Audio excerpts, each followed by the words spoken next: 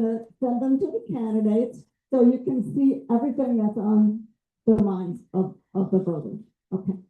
Our time limits today: opening statements 2 minutes, answers to questions 1.5 minutes, and if there's a need for a rebuttal, that would be 1 minute, and closing statements also 1 minute.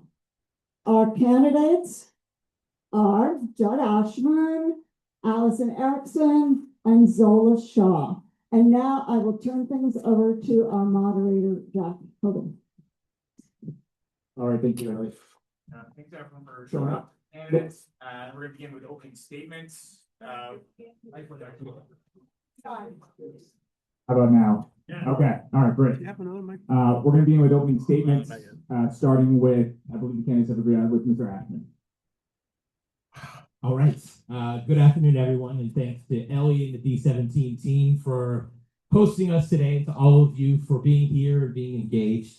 I am Judd Ashman. I'm a family man and a longtime small business owner whose public service began many years ago with volunteering at my kids' schools, then as PTA president, then as cluster coordinator, Gaithersburg City Council member for 7 years, founder and chair of the Gaithersburg Book Festival, and mayor since 2014. Each of us is here because we believe in public service and have ideas of how best to serve the county. What sets me apart is a decades-long track record of building relationships to execute those ideas and deliver results not only for Gaithersburg, but for the broader community as well. In Gaithersburg, we've built a community that's well-managed, economically vibrant, and proudly the most diverse city in America. We've maintained the lowest city tax rate of any of Maryland's large cities, and we have zero debt, all while delivering top-notch services.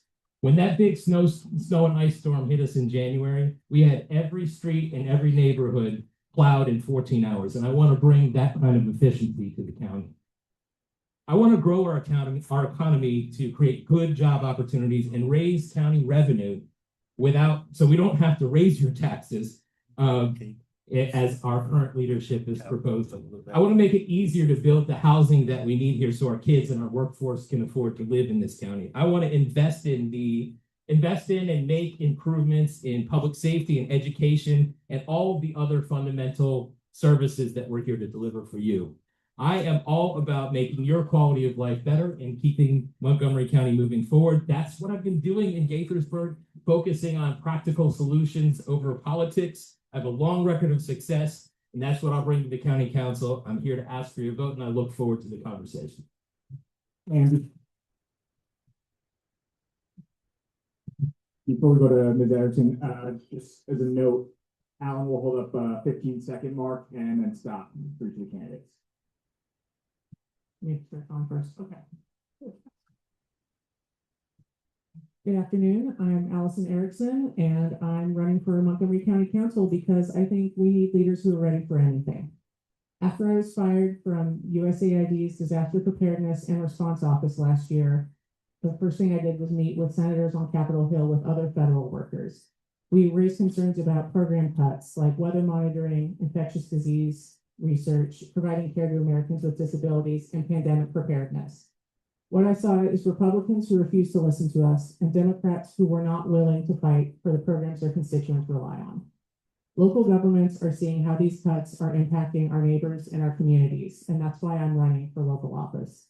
I'll use what I've learned as a disaster responder to make sure that Montgomery County is prepared for an unknown future. This means we need to be planning for climate change and improving our public transportation networks, building affordable housing, ensuring access to good paying jobs, and preventing our neighbors from being priced out of the county. It means making sure that healthcare is available and that abortion is accessible so families can plan their futures and protect their health. I've worked in rural communities, doing disaster relief and in war zones, but Montgomery County is my home. And now we have our own battles to fight here. When the agency I worked for was gutted and my colleagues and I were fired, this community showed up for me and showed up for us. I see people helping immigrants get their kids to school safely, protesting in the streets, and calling government representatives to voice their concerns. This collective action is what makes communities strong. And as someone who has seen and studied communities in crisis, I know what separates ones that thrive from ones that struggle. And it's whether they come together in the crisis or whether they let it divide them. I'm committed to ensuring that our communities stay valued, protected, and united. We can't afford the old politics, which is why I'm running to be on the Montgomery County Council. The future is uncertain. Let's get ready together.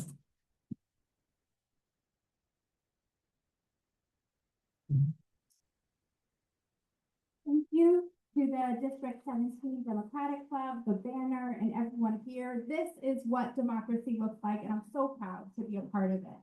My name is Isola Shaw. The community calls me Zola. I'm a lifelong Democrat, a Rockville City Council member, and a Montgomery County Housing Opportunities Commissioner, which means that I oversee a budget of $400 million to build affordable housing throughout this county. I also have a BA from Howard University, go Bison, and a master's in economics from Johns Hopkins University. I've served on multiple boards and commissions throughout this county. My focus has always been one single thing: government that works for the people. I have always fought for working people. I started politics organizing low-income workers to share their stories and experiences with county councils, which eventually led to passing and raising the minimum wage. I was a federal employee for 20 years, and when Trump was elected, I knew that he was very serious about what he said about federal employees. So I started unionizing my workplace and organizing my workplace to make sure that we were protected. We fought as long as we could, but unfortunately, myself and 150 other employees, District 3 residents, were fired, illegally fired.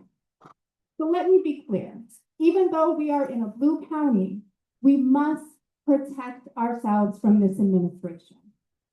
And that's what I've always done. And I've always worked for working families.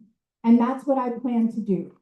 Because I know that together we can create a community, we can create a county that works for everyone.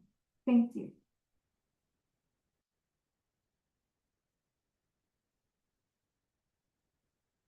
And we're going to stick with Ms. Shaw for the first question here. Affordability and specifically housing costs are likely to be the leading issue in this race. What action should the County Council take to help lower housing costs for District 3 residents? So I call this the 3 S's: supply, save, and stabilize. Supply, we want to certainly increase the amount of affordable housing that we have. And that's what I'm doing on the Housing Opportunities Commission. We have 10,000 units in our pipeline of truly affordable housing. Save, this includes subsidizing our housing, making sure that we have protections in place for evictions, and also making sure that we are giving grants to our older housing that is naturally more affordable. And stabilize. We want to make sure that rent stabilization stays in place. It is working well. In fact, the troubled properties reduced by 69%. $90,000 went back to tenants, and construction is at the level that it was pre-pandemic. And so we want to make sure that we can continue to have rent stabilization throughout the county and throughout District 3. And I will also say, I am a tenant. I'm the first elected to the city of Rockville, so I have the true experience of not being sure how much my rent is going to be, and having sleepless nights and worrying about if I'm going to stay there. And so it's very important to continue to protect our tenants and continue to protect our community. Ms. Erickson, same question. Thank you. Yeah, so I agree with Ms. Shaw that, we need to stay with the rent stabilization. I think it's really important to helping people maintain stable housing and not having to, continuously try to find more housing that they can afford because they're being priced out of the county. And I know a lot of people who are really struggling to stay in the county where they have their kids in school and where they have their community. And it's, something that we really need to consider. I also agree that we need to have more housing in our available housing stock to try to bring prices down. And something that I've really noticed is we seem to have abandoned housing in the county. And that's something I'd really want to look at is how can we incentivize the people who own these abandoned buildings that could be housing, some of them are apartment buildings that could house hundreds of people. And how can we get them to refurbish those, get them back on the housing market and get people living there again so we don't have these buildings that are blighting the neighborhood and not providing housing to anyone. So those are a couple of things that I would look at as far as housing in the county. And Mr. Ashman. Thank you. My philosophy on housing affordability centers on supply. And because I believe that the best thing that we could do to protect our renters and people looking for sale housing is to give them a multitude of choices. In Gaithersburg, we have taken a very structural approach to this. We've continued to build more units. We have more than 5,000. We have about 5,000 in the pipeline now, approved units waiting to be funded and built. We've been growing faster than county. We are continually looking at our review and permitting processes to try to improve them and make it easier to build in the city of Gaithersburg. A couple of years ago, we reconfigured our housing and zoning laws to allow for accessory dwelling units, which are the small sort of units that you could put in the back of a single family home, which opens up new places for people to rent. I think we need, and the county needs to be doing more of this as well. I think we need to make it easier for people to be able to rent out basement apartments and perhaps come up with a county program to assist people in building the egress that's necessary to make those apartments legal and usable. In Gaithersburg, we've gone, when we talk about rent stabilization, we believe that we see rent stabilization as a constraint on supply, and that is what's happened at the county level so far. But we've gone further than any other jurisdiction on tenant transparency. So before you sign a lease, you are given all of the potential fees that could come into play in addition to the rent that you pay. And now they're actually considering making that a state law as we speak. And I'm at the end of my time, but I have more to say on this. I think there'll be additional questions related to this topic that will provide the candidates more opportunity to elaborate. We're going to move to the budget briefly here. County Executive Mark Elrich's proposal includes property and income tax increases to help cover programs and services as revenue projections worsen. Ms. Erickson, starting with you, do you agree with the county executive's approach? I do not agree with the county executive's approach for this. I feel that, working families in this county are having a hard enough time getting by, and I think that that is going to make it more difficult for them. I think that we need to find other sources of revenue rather than squeezing the people who are already living here even further. I think that the county can look, this is a very wealthy county with a lot of high earning individuals and businesses that I think could contribute more to the fair share of the county expenses than the average homeowners. Mr. Ashman. To your question, no, I don't support these tax and fee increases, and we would not need to. We wouldn't need to even consider these if the county was growing as it should be growing. I believe before we ask the residents to pay more, we should ask the government to do better. The fact is that the cost of delivering services almost always goes up. And there's really two choices that you have in this case, and that's to raise taxes, as our current leadership is attempting to do as they've done several times in the recent past, or you grow your tax base. The county government has taken the approach, this particular administration has taken the approach of raising taxes 3 out of the last 4 years, I think 6 out of the last 8 years. That is unsustainable. And I hear it as I go and knock on doors. I hear from people who are retirees, and they are telling me that they're being priced out of this county, and that's an unsustainable situation. In Gaithersburg, we've been able to keep our tax rate stable by growing our tax base, and we've approved new development and redevelopment. We've brought in new businesses. attracted thousands of job opportunities here in Gaithersburg, and that's what we need to be doing at the county level. Ms. Shaw. So the answer isn't just raising taxes on working families. We do need to grow our tax base. And that's by making sure that this county is attractive to new business, as well as when we conduct taxes, that they should be taxed fairly, like taxing corporations or those that are wealthier that have more to be able to spend on their taxes, and then we can grow our tax base. Also, we need to diversify our local revenue, promote small business growth to ensure that we can have more employment as well. And we also need to make sure that working families just have more disposable income. So when we are building housing, it's more affordable. And also, they're able to invest in our local restaurants, our local shops to help to grow our economy. Mr. Ashman, we're going to start with you this time. The county school board voted Thursday to relocate Wooten High School 3 miles away to the new Crown campus in Gaithersburg as part of a broader district transformation plan. I understand this isn't something that council members would directly vote on, but interested to know, do you support the school board's decision, and why or why not? Thank you for that question. It's been a complication in my life for the last 3 months.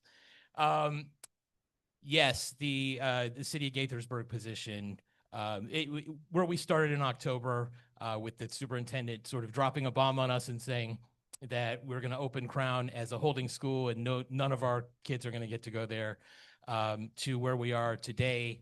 It will open as a permanent school and our neighborhood kids will get to go there. The Wooten question, it was sort of aside from it wasn't something we contemplated at all, but the superintendent and the Board of Ed have made that decision. And what I would say about it is now is the time to bring our two communities together. I believe that with the communities in Rockville that are coming over and the communities in Gaithersburg, we have the ingredients for a tremendous, wonderful, successful school. The council and I are working on facilitating conversations with NIST and MCPS to try to bring enhanced programming for STEM programs in that school and elsewhere. So I am optimistic about the direction that we're going in. Ms. Shaw.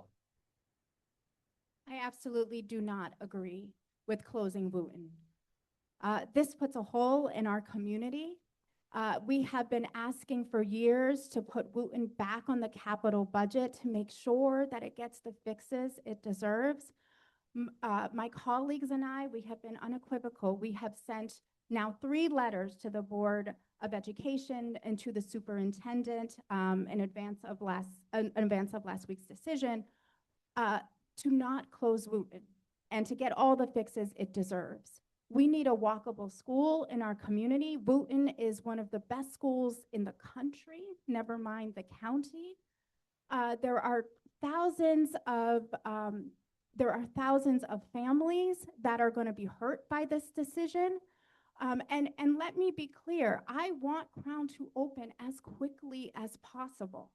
But this is actually a long-term result of underfunding our schools. I've been endorsed by the teachers union because I strongly believe in fully funding our public schools. And this is a result of underfunding our schools, where we are pitting communities against each other. And we need someone in office in District 3 that knows that we need to invest in our public education. Ms. Erickson. Thank you. Yeah, this is a huge issue for a lot of people.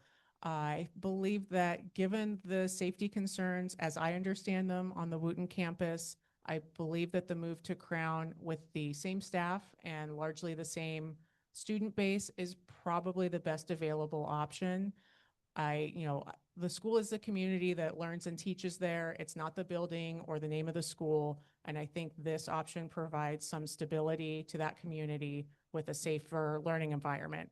However, the way it was handled and how the proposals were announced was not ideal It did not provide enough notice. It did not give the community opportunity for input. It was not transparent. And I would really, on the council, try to ensure that this does not happen in this way again. And also, as Ms. Shaw said, ensure that our schools are funded so that we don't end up in this situation where schools have to be closed in order to get the repairs they need. They should be funded so that schools can get the repairs they need and not fall into such a state of disrepair that an entire school has to be closed. I think that's really unacceptable, and that this kind of thing should not be happening in Montgomery County. All right, we're going to move on to pre-submitted questions from the audience. I promised a return to rent stabilization, and we'll begin there. In July 2024, the county rent stabilization law went into effect. Among other things, it caps rent increases on units and buildings that are at least 23 years old. Gaithersburg and Rockville are exempt from this law. As a council member, what would you do to support renters in Gaithersburg and in Rockville? Ms. Shaw, we're going to begin with you. I would continue to work with my colleagues in Rockville and Gaithersburg to ensure that rent stabilization extends to the municipalities. It is not fair and it is harmful to our community that we don't have the same, and I say we because I am a tenant, that we don't have the same protections as Montgomery County. This means that parents are not sure where they're going to send their school, where they're going to send their kid to school in the next lease renewal. This also means that a community is unstable. For example, in Gaithersburg, about 20% of the tenants there have only lived there for 1 year. That is acute housing instability. And I think that we also need to realize that this rent stabilization helps working families, it helps our workforce, it helps economic development. When I was talking about disposable income, that money gets reinvested into our restaurants, into our small businesses, into our town centers, etc.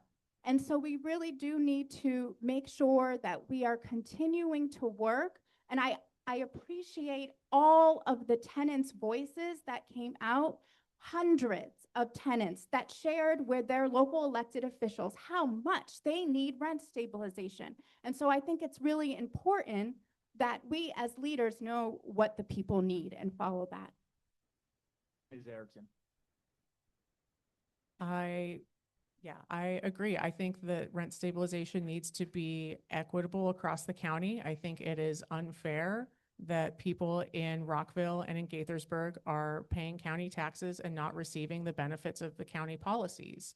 I would absolutely push the municipalities to have a standard rent stabilization policy across the county, because I think that's what people deserve. And I think it's confusing for residents. It's confusing for tenants because they see in the news that, this policy is passed. And then when their lease renewal comes up, they find out it doesn't apply to them. And I think that, if our county really values equity, then that is something we need to consider, is why are so many of these policies not applicable in the municipalities? And how can we get the municipal councils to get on board and create, more fairness across the county? Mr. Addy. The cost of housing is a function of supply and demand. The county has not been able to produce enough housing to meet the demand, so the prices have gone up. The best tenant protection that we could give renters is more choice, and that's what I want to do. And that's what happened in I could name 5 places right now: Austin, Texas; Fort Myers, Florida; Colorado Springs, Colorado; Phoenix, Arizona; Raleigh, North Carolina, where they've built new units. And they have seen double-digit decreases in average rents. In fact, the rent stabilization law went into effect in 2024 here, with Gaithersburg and Rockville excluded. The average rent year over year in Gaithersburg and Rockville has actually gone down slightly. As in the county, it's gone up. The rent control is a policy that sounds great because nobody wants anybody's rents to go up. but in practice, it has some pretty bad unintended consequences. The main ones being it creates a disincentive to build more housing, which in essence, we're constraining supply, which is exactly the opposite of what we need to do. And it creates a disincentive for landlords to renovate and maintain their properties, diminishing the quality of life for our renters, which is exactly the opposite of what we want to do. So this is what I was warning about when the county was considering this law in 2023 and went into effect in 2024. The only projects that are currently moving forward in the county are ones that are heavily subsidized, and that's not the case in Gaithersburg or Rockville. Thank you. Ms. Erickson for rebuttal, and you'll have 1 minute. Thank you. Just as someone who has lived in Montgomery County and also lived outside the county, I lived in Washington, D.C., where they have had rent control for decades, I believe at least 30 years. And that is still a place that people want to go live. That is still a place that is getting housing built. And that is a place where I could at least understand how much my rent was likely to go up the next year, so I could know where I'm going to live or if I can afford to stay where I was. And I hear Mr. Ashman talking about the supply side, but there's also a demand side. And I think you have to consider that people want to live where they can have stability and where they're going to be and where they can stay, whether they can stay. Ms. Shaw has also asked for a rebuttal. We're just to give Mr. Ashman an opportunity to respond to that, and then we'll come to you. Just to point out, the DC version of rent control is vastly different. It works differently from the way our rent stabilization works in the county.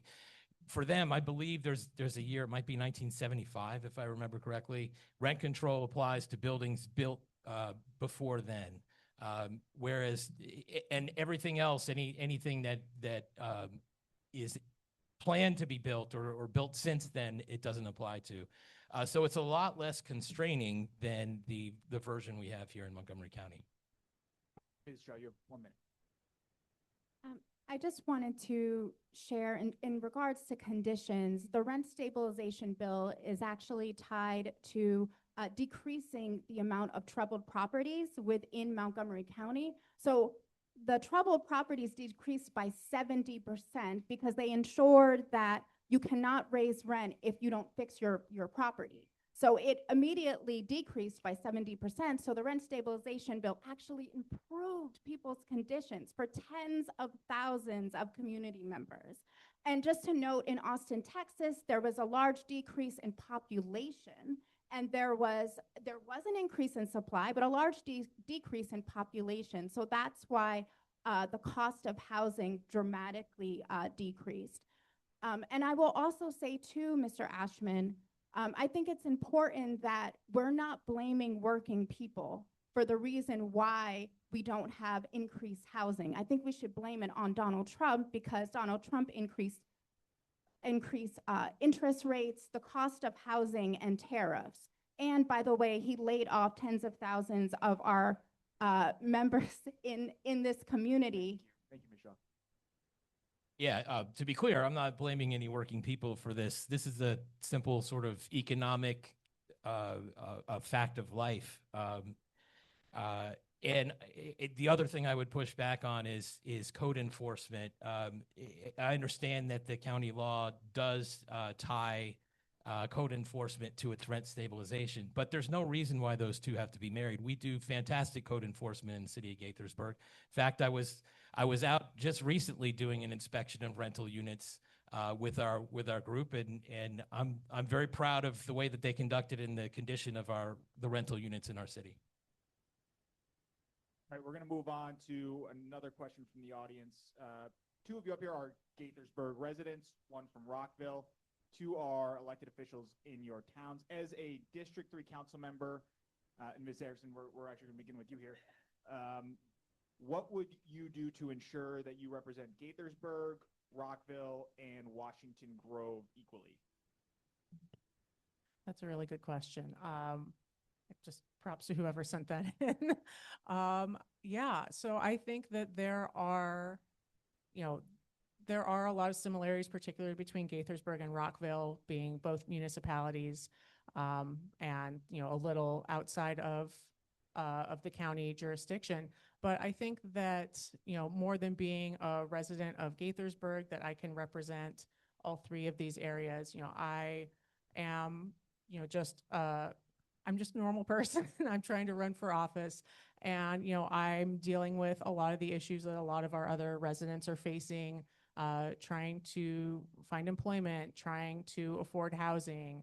And, I live in Old Town Gaithersburg. I'm not someone who has been, really extremely privileged in life. And I'm just trying to get by like everyone else. And I think that that's something that people can relate to. I'm currently a homeowner. I've been a renter in the recent past. And, I really have empathy for and understanding for how that situation is for people. And I think that, it's more than living in a particular city that, having lived in various places and my life experiences, I think will be really valuable. Thank you. Mr. Ashman. Thank you. To Allison's point, I agree. Gaithersburg and Rockville have a lot of similarities. I don't think any place has similarities to Washington Grove. That's just its own thing. If anybody's walked around Washington Grove, I've been in elected office in Gaithersburg for 18. This is my 19th year. Through that entire time, I've been an active member of the Maryland Municipal League. I have forged partnerships with municipalities all across the state, but most closely with our neighboring city of Rockville. I'm proud to have the support of the mayor and several council members in the city of Rockville in this race. And I think it's because that they know that I have an open door policy. They know they could reach me anytime. We've worked together on many projects. If we get to public safety here, this is an area where that we've worked together very recently on, and I'm sure we'll work together on the future of the Wooten building and getting that funded, and many other things. So I feel like I bring the experience and the partnerships to that. It answers the question. Your question goes back to community engagement and trust. And as a Rockville City Council member and the first tenant elected, I recognized that there were so many community members that had no idea that their local government existed. And they had a lot of issues. We have a lot of issues with housing costs, healthcare, a lot of issues that just weren't being heard. And as the first renter and recognizing the need for stable housing, I organized hundreds of tenants to come and share their story. So many that didn't even know their local government existed. And now that they are community leaders within their building and organizing tenant associations and telling people to get more engaged, this is the type of real community engagement that we need, not just in Rockville, but throughout District 3 and throughout the county. Because there are a lot of people whose stories and experiences are not aligning with government policy. So regardless if you have been in government for 17 years, if you're not listening to your people, then you're not working for the people. All right, for the next question, we're moving on to immigration enforcement. The County Council has passed and is considering legislation about ICE. The County Values Act, among other things, limits ICE access to county property. The Trust Act limits county cooperation with ICE and promises services to all residents regardless of immigration status. There are proposals to prohibit law enforcement from wearing masks and to prevent immigration detention centers in the county. Beginning with Mr. Ashman, is this enough, this collection of legislation? Would you pursue other ways to protect residents from ICE? Well, let me back out a sec. As mayor of the most diverse city, and I'd argue most welcoming city, I've always treated everyone who's here as if you're in our community, you're in our community and you're part of our family. And our policies have reflected that. I think the recently passed Trust Act at the county reflects exactly the way that we've been approaching our law enforcement. Our police are not checking immigration status. They're under no illusion that they're enforcing immigration law. Our Parks and Rec staff aren't checking immigration status when parents bring their kids to sign up for programs. That's the way we've done business, and I think that aligns very much with the county, the direction of the county. from the moment the Trump administration took office last year, the thought of large-scale immigration enforcement here has kept me up at night more than any other thing. And it's complicated. I applaud the county and I applaud the state for making efforts at unmasking and for the Values Act for congregating or staging their operations on county facilities. We're going to be watching closely to see what's enforceable, what in practice. But I think our main role is to support the families who are affected by this, to provide services to people who need services, know your rights information, training our city staff and our county staff, and I'm out of time. I have more to say on it. Ms. Shaw. I also strongly support all the work that's been done on the county level as well as the state level, from the Trust Act, unmasking, making sure we are opposing ICE detention centers, and standing with our immigrant community across the board. But that also means it's not just defense mode. It means immigrant justice is every single day. And truly fighting for immigrant justice would mean that we abolish wage theft in construction, that we're passing rent stabilization. Because I will say CASA voted as that was the #1 issue for its members and for the immigrant community back in 2023, and ensuring that those that are most vulnerable, that are being targeted because they are the most vulnerable, are empowered in our community. And this also means making sure that we have a living wage, making sure that we have workers' rights. In the city of Rockville, we have collective bargaining. Unfortunately, in the city of Gaithersburg, they do not. And so we really want to be very careful in the way that we are saying that we are supporting our immigrant community when day to day we are denying basic rights. Thank you. Yes, I have been doing a lot of work with local organizations trying to support the immigrant community and people that have been impacted by ICE. And something that I've been hearing is that, you know, our local law enforcement really needs to ensure that our residents' rights are being respected. I've talked to people who have come home to seeing ICE taking away a family member, and they called the MCPD and said, my family member is being kidnapped. MCPD shows up, watches them being taken away by masked men in an unmarked vehicle, and then goes to the family and says, this isn't a real kidnapping. That's just not something that our law enforcement should be doing. That's not serving the community. At the very least, you know, I don't expect them to go out there and like fight with ICE in the streets, but at the very least, talk to them, find out if they have a judicial warrant, find out where the person's being taken, find out how their family can get in touch with them. You know, treat these members of our community like their neighbors, because they are their neighbors. And so, you know, I'm really glad to see the Trust Act being passed, but I think that there's more that we need to do in raising the expectations for Montgomery County PD and how to respond to these incidents, because what they've been doing is not acceptable. Additionally, I found it interesting to hear Mr. Ashman mention Know Your Rights training, because I know some organizations that have been trying to get the city of Gaithersburg to host Know Your Rights training and been declined by the city council and the mayor's office. So I'm just really interested in that. Unaware of that, I would be interested to hear more information, Allison, on those organizations. All right, we're going to begin this next question with Ms. Shaw. What will you do to support economic development and jobs in Montgomery County and specifically in District 3? I know that Montgomery County is #3 in biotech and life science. We need to make sure that we're making it #1.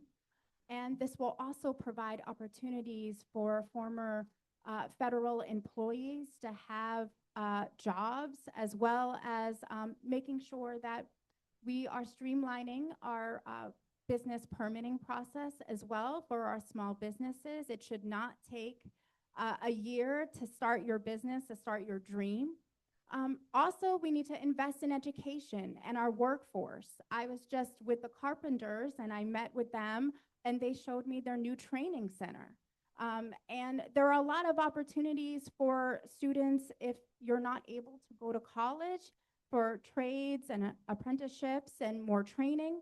But generally speaking, we also need to make sure that we're fully investing in our public schools. A lot of people come here and want to have businesses here because we have excellent schools. And we also want to make sure that we're investing in our nonprofit sector so we can expand our economy of care as well as increasing our jobs. Ms. Erickson.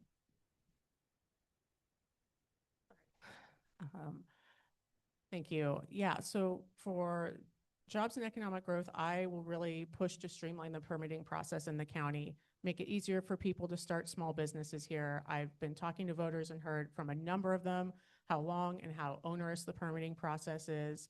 And I think that, we really, a lot of times when people talk about jobs, they're thinking about bringing big corporations in, but most of our, most of our businesses in this county are small businesses. And we can maintain health, environmental, and safety standards by having the county appropriately staffed to ensure that permits are issued in a timely manner. This is, again, coming back to the issue of transparency in the county and how the county operates, and just a lack of transparency, a lack of urgency from people who aren't trying, they're just working in the county and their livelihood doesn't depend on their permits coming in, but somebody else's does, and they really need to focus on that. And secondly, the best way I think to attract jobs into the county is to make it a place where people want to live, have good schools, good education, be an attractive place to live. I think Montgomery County has a lot of advantages that workers and employers see as a benefit to locating here, and I think we can continue to improve upon that. Mr. Adams. Sure. There are groups of people whose job is site selection in the corporate world, and the criteria on which they are making decisions about where to open new sites is mostly public. And I agree with Allison. Expediting permitting is a big thing for the county. We are continually working on it in the city of Gaithersburg, and we actually have an idea that's pending in Annapolis now may become state law that will make it easier for state agencies to work with municipalities to expedite permitting. But it's also workforce development. We have a great resource in Montgomery College where there could be, or if we're trying to attract a certain industry, there could be opportunities to create workforce development programs with Montgomery College. We need to invest in entrepreneurship training programs. Rockville's got a great one, MWBC, that's doing terrific work. We can continue to collaborate with, well, from the county perspective, collaborate with state and municipal partners to identify individual opportunities to attract businesses. We've had good experience with that in Gaithersburg, attracting Novavax, Emergent Biosolutions, working with AstraZeneca and X Energy, and bringing a lot of jobs to the city of Gaithersburg. And another big thing you'll see in all the site selection criteria is housing, availability of housing, because employees need a place to work, or to live, I should say. And so that goes back to all my other points about housing supply, and I'm out of time. Thanks. Ms. Erickson, beginning with you on this next question. What is your position on the data center proposed for the Dickerson site?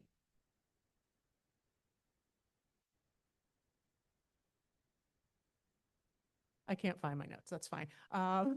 I am against the data center at the Dickerson site. So I attended the community forum, I believe it was last month, and heard the feedback from the community, and it was overwhelmingly against the data center at the Dickerson site.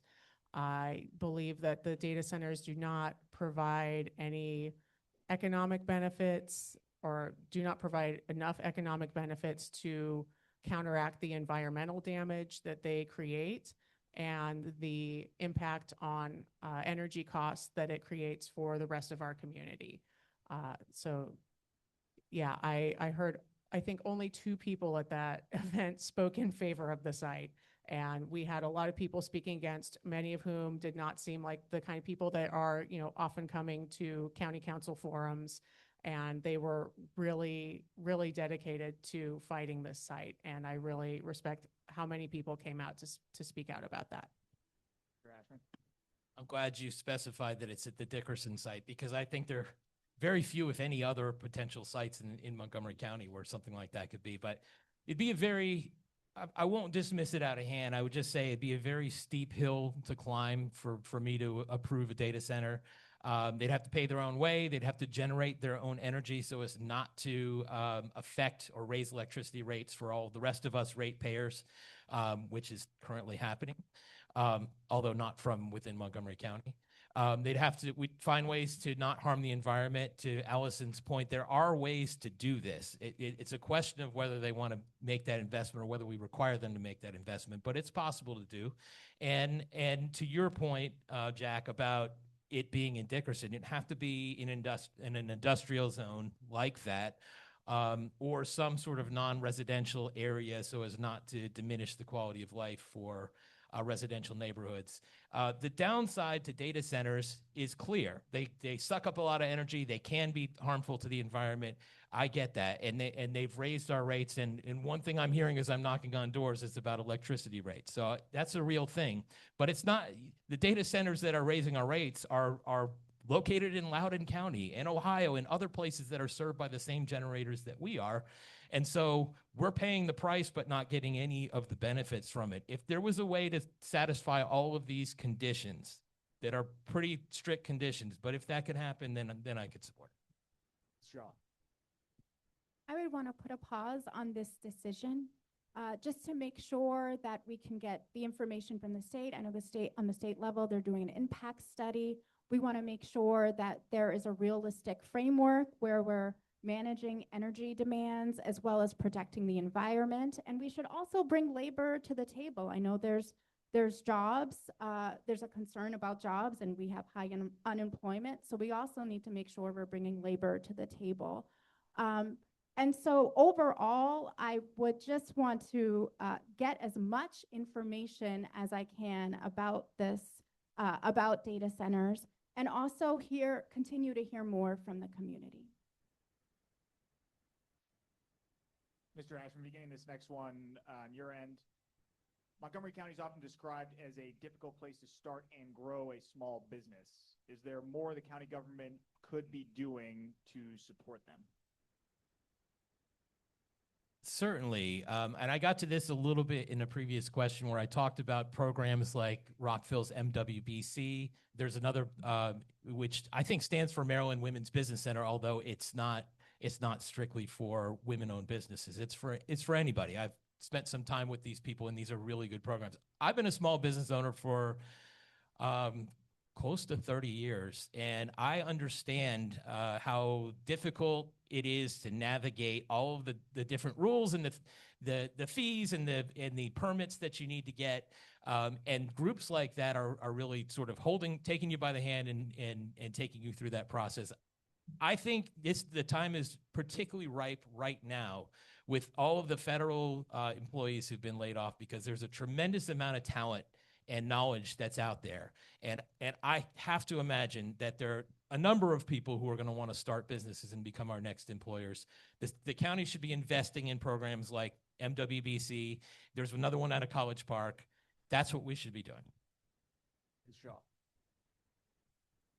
We need to work on streamlining our permitting process to make sure that it's quicker to start a business. We also need to invest in business incubators. They have a few at Montgomery College, but we need to continue to invest. And we also need to expand our programs like READY. READY is the Rockville Economic Development, Inc. READY will help small businesses through the permitting process. They will also help to provide technical assistance. They will also help to provide space if you're looking for retail space. And also, I also think we need to expand the work that we're doing with Mobilize Montgomery. There are a lot of federal employees looking to open their businesses and not knowing how to start, and that is a great place to start and get information? I think that the best thing that we can do to support small businesses in Montgomery County is to support our displaced workforce, help people get back to work, and reduce their cost of living so that they have more money to spend at a local business, at a small business. Because when people are feeling crunched financially, that's one of the things they're going to cut, and they're going to go to a big chain where the prices are lower rather than paying the extra money for a small business that supports a local, that better supports the local economy and recirculates through the community. So I have already spoken about the permitting process for opening a small business, but I think the best thing that we can do is help people get back to work and reduce the cost of living in the county. Ms. Shaw, what do you see as the most pressing issue for women's rights in District 3, and how would you address it?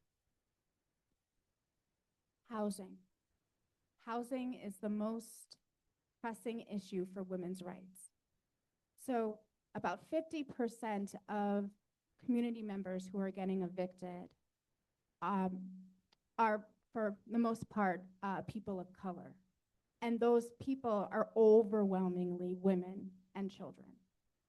And so if you don't have housing, you don't have a stable place to live and to grow, and a place to be able to,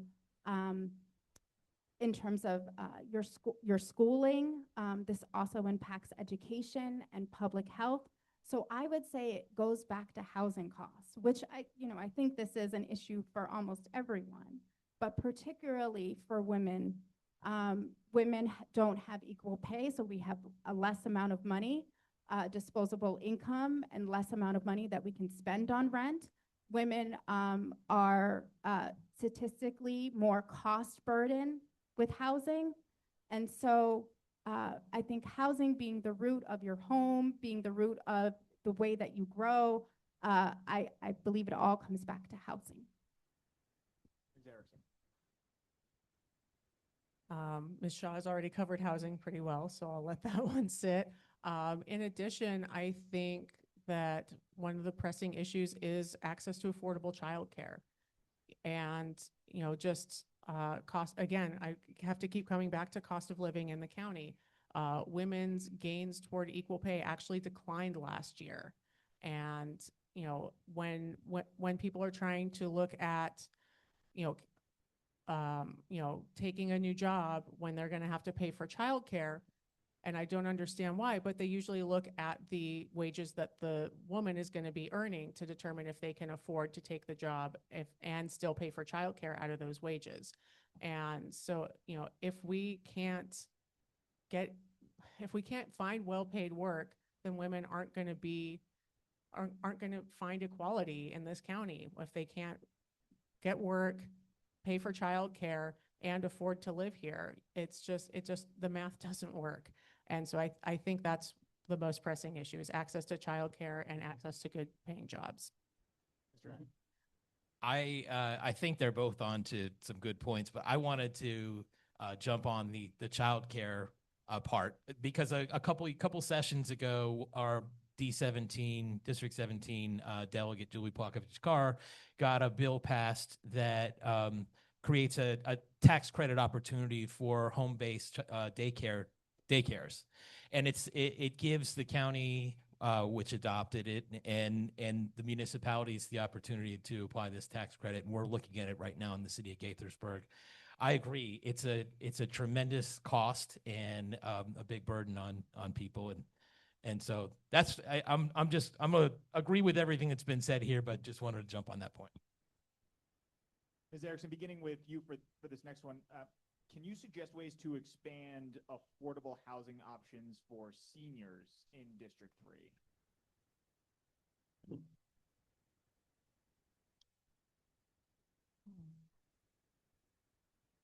I mean, I think that, anything that gets us more affordable housing is going to benefit seniors. I think the same rules apply. I think if we're looking specifically at housing for seniors, I would look at, can we get more variety of housing options? Can we get more smaller housing options? You know, can we incentivize the ADUs, townhouses? Just, you know, a lot of seniors want to remain in their homes that they've had, and others decide that they do want to downsize, and there aren't a lot of options for downsizing because now you're competing with the young families just getting their first homes. And so I think we need to have a lot more smaller housing units, which would also be great because we can get more housing on smaller lots. And I think that would be a huge step for affordable housing for seniors in the county. Mr. Ashman. Good points. Accessory dwelling units, it's a particularly good point in the city of Gaithersburg. We recently made it a by right for any, ADUs are a by right use for any single family zone in the city, which is big progress for accessory dwelling units. We recently, when I say recently, I want to say 3 years ago, opened the Carnegie, which is a senior living facility, and they're run by a group called Kisco. Because of our MPDU program, our affordable housing program, they actually have their first in the country, their very first assisted living MPDUs in their whole system, and I'm proud of that. I would consider property tax credit in addition for people of a certain age to help people age in place in Montgomery County. I hear a lot of that as I'm knocking on doors, people asking for that, and I think it makes a lot of sense. But I agree. Affordable housing and housing supply benefits seniors the same as everybody else. So supply, again, you're going to hear this abundance argument from me quite a bit on a lot of topics. I really think that's the key to solving a lot of our problems. Ms. Shaw. Seniors are one of our growing, unfortunately, one of the fastest growing homelessness population. And seniors face incredible housing instability. On the HOC, one of the solutions that on the Housing Opportunities Commission, one of the answers to that problem is just simply building more housing for seniors. There's one project called Illumina, where we have a senior tower and an intergenerational tower next to each other in one complex. So seniors can age in place and seniors can age next to their family. And this comes from the input of seniors. Also, tax breaks. Currently in Montgomery County, seniors have a tax break if you've lived in your home for 40 years. That's a long time. So say you want to move closer to your family, or you want to move to a place that doesn't have stairs. That means you can no longer get your tax break. So I think that you should lower that to 20 years or something that's more reasonable than 40 years. Also, we want to make sure that we're providing grants to our senior homeowners. Maybe they want to build a ramp, or they want to build something in their house to make it more accommodating to a senior lifestyle without having to move. Also, we need to pass rent stabilization and protect rent stabilization in the county, as seniors are disproportionately impacted by housing insecurity. All right, we're going to begin with Mr. Ashman on this one, and this is going to be the last question that we have time for at the moment, or is it one more after that? Last question. Many of the battles to protect federal workers from the Trump administration have been waged by labor unions. Would you be in favor of the expansion of collective bargaining? For those who couldn't hear that question because the mic went out, would I be in favor of extending collective bargaining rights to employees throughout the municipalities? And the answer is yes. I believe in people's right to collectively bargain and organize. The city of this question seems to be particularly directed at the city of Gaithersburg because we're not. But it's always been the position of my colleagues and me that if our staff came to us and said that they wanted to collectively bargain, that we would have that conversation. It's not our job as elected officials to organize. It's our job to listen and to be responsive to that. And I respect the rights of our employees in Gaithersburg to either organize or not, right? As of now, they have not. And so I respect that, but if they want to have that conversation, I'm open to it. Ms. Shaw. Absolutely, yes. And I believe staff did come to Gaithersburg and organized and asked for collective bargaining, and that was denied. Not true? Well, I do believe in collective bargaining, and I'm very glad that the city of Rockville has collective bargaining. And we also need to make sure not only do we have collective bargaining, but we also have binding arbitration, which is the cornerstone of collective bargaining. In addition to that, we also have to make sure that we are creating a workplace that employees feel safe to talk, to share their experiences and talk to their boss, and make sure that they're able to organize and unionize within their workspaces. And that's how we can get to collective bargaining. It's not just having collective bargaining, it's also being safe to organize. Ms. Erickson. I absolutely support the right to collective bargaining and unionization. My history with this is, I worked in the federal government previously, and there are probably a million different ways to get hired by the federal government that all have different rules. And the one that I had actually barred us from any kind of unionization or collective bargaining. I think we were allowed to have an advisory council that could represent our interests to leadership, but leadership did not have to listen to them in any way. And I believe that that hiring mechanism is why it was so easy to fire me and my colleagues at USAID, and that there were other employees who did have collective bargaining rights who were much harder to fire and were able to stay longer. We were the first ones out the door, and they were able to stay, able to transfer. And, these are kind of things like this is happening in a crisis, but that's why these rights are important, because at the end of the day, they are there to protect the workers and able to, have them present their best interests to their bosses. And I think that it's really important, and I support anyone who wants to organize in that way. All right, we're going to move now to closing statements. Each candidate will have 1 minute to provide their remarks, and we're going to begin with Ms. Shaw. Montgomery County is a place of real promise, but we have to fight for it.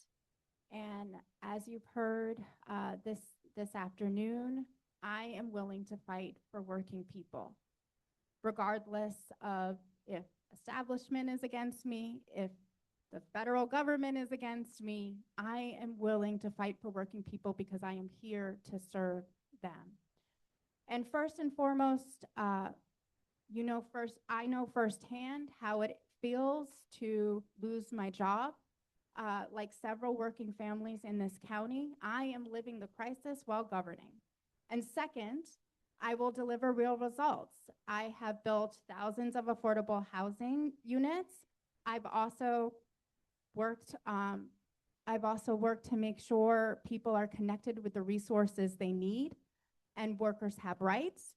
And third, I'm not afraid of the tough fights. And even though, folks may disagree or agree, I know there are always places of alignment where we can come together and build the Montgomery County that we all deserve.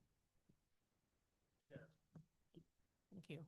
I want to thank the District 17 Democratic Club for hosting, Jack Hogan for moderating, and Judd Nazola for the conversation today. This campaign is about ensuring that the people of District 3 have access to affordable housing, safe and reliable transportation, and know that there's someone in the community who's going to listen to you and bring your issues to the forefront. I've spent my career advocating for the rights of people, for them to get the resources that they need to live and to thrive. And that's what I'm wanting to do here. I'm thrilled to be able to use those skills and continue that good work in the place I call home. The people of Montgomery County deserve a council who's going to show up prepared to fight for them. someone who's gone up against our government and understands what happens when they're not fighting and funding you.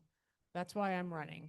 That's why I went to the Hill that day, and I've continued over the last year to advocate for programs that impact Americans and the resources that they need. You can get in touch with me through my campaign website and find more information about me and my vision. And I want to thank you for your time this evening, and I hope that I've earned your vote on Tuesday, June 23rd. Thank you. All right. Thanks again to all of you for being here, and to Allison and Azoa for the conversation. My family and I moved to this community in 1997.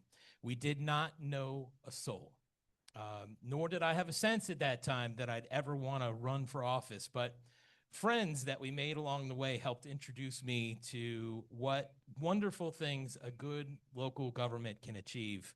I found it profoundly inspiring. A few years later, this community elected me to city council, and not long after that, mayor. This county is well known as the most diverse in America, but I'd argue that it's also the most welcoming. And that's been the story for me and for my family. And I am driven every day to preserve and build on that welcoming spirit and pay it forward, so that the same opportunities that my family and I had found here are there for our neighbors today and for the next generation tomorrow. I am grateful to this community, and I want to leave it better than I found it. I'm asking for your support. Thank you all very much.